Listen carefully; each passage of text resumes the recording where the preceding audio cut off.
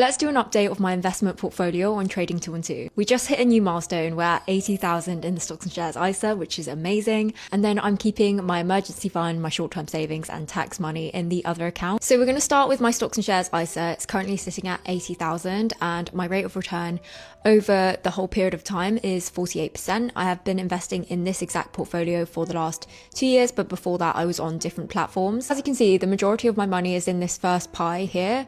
Pies on Trading 212 are just ways of organizing different investments. I then also have some US growth stocks and some gold. So currently in this tax year, I have used up my ISA allowance. The reason why it says 4,000 there is because I have a lifetime ISA too. Someone said that I should put in £6, but I'm not going to do that right now. Okay, taking a look at my ETF portfolio, I've mostly gone for Vanguard ETFs. I know that some other platforms like iShares may have lower fees, but these are just ones that I've chosen to go with.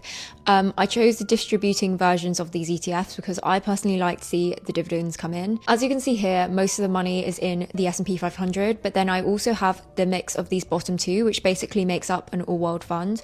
You may be thinking, why didn't I just buy the all-world fund? This just has a lower cost.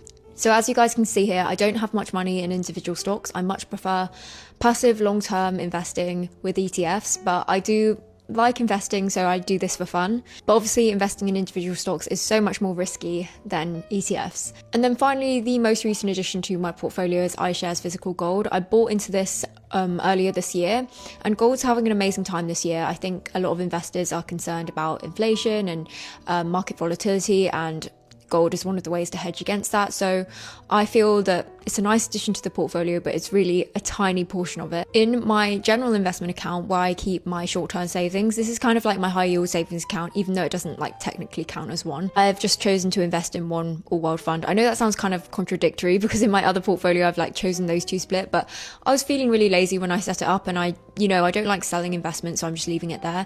And then this is how much interest I am earning. I earn about £30 a month, which is quite good, but I think it will double because I recently added more. So yeah, that's a quick look at my stocks and shares ISA with Trading 212. Let me know if you have any questions in the comments below.